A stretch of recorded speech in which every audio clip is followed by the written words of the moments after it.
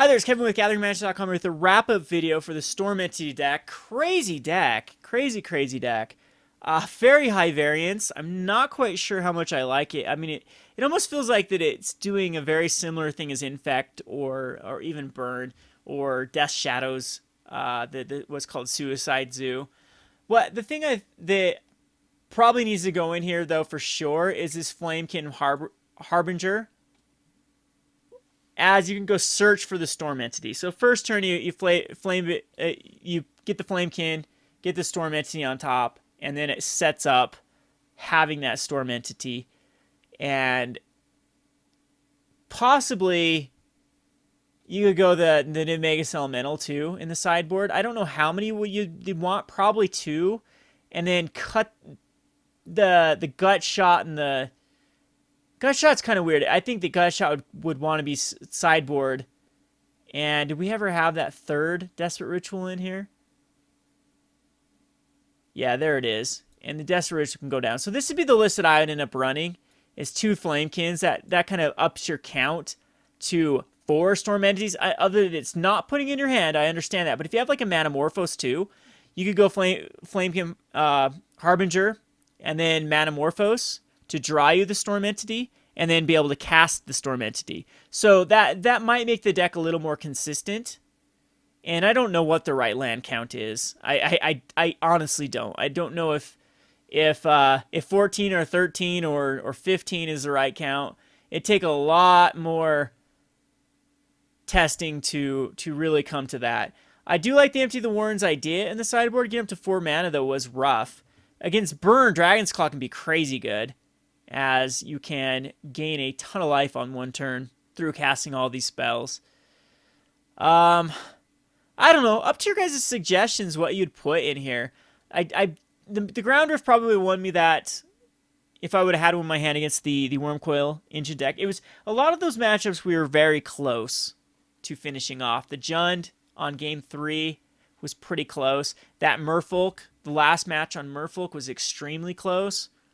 And so just a few cards here and there, we could have gone completely the other way in any of those matchups. So this deck definitely does deserve at least a little bit of respect, and it's awesome just in the flavor wise and the budget wise. All those decks we played were at least 4 times as much. I would say even 5 times as much.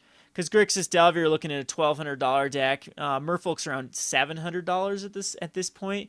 And then that Jund list was incredibly expensive.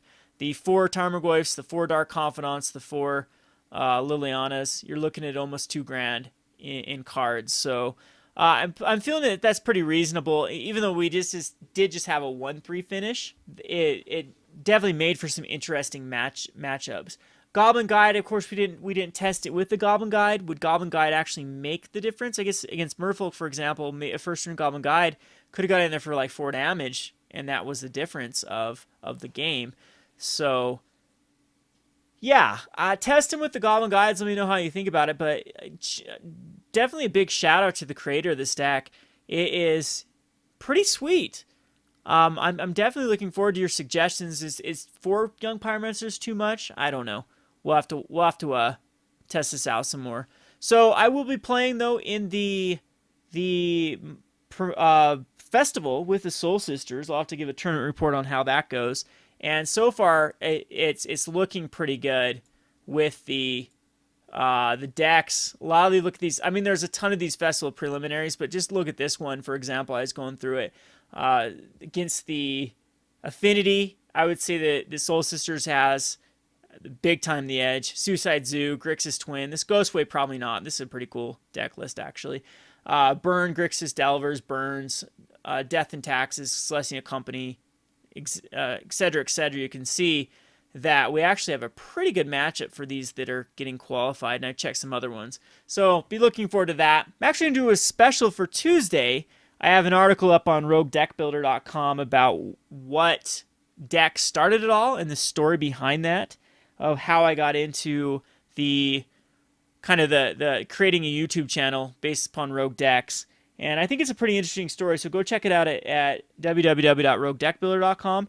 I'm actually going to be playing there's a deck list on there. Going to be playing that deck list for Tuesday's non-budget brew. It's the deck that started it all. So be looking forward to that. Big shout out to GatheringMagic.com for allowing me to do those Tuesday series. I love doing the non-budget versions and the more rogue brews. So if you like those, let them know that, let Gathering Magic and Cool Stuff know that you appreciate the rogue brews, and they'll keep me on the Tuesday slot for doing that. So anyway, go check the Tuesday series out. Did the Soul Sisters, this 4-1 finish here, the Soul Sisters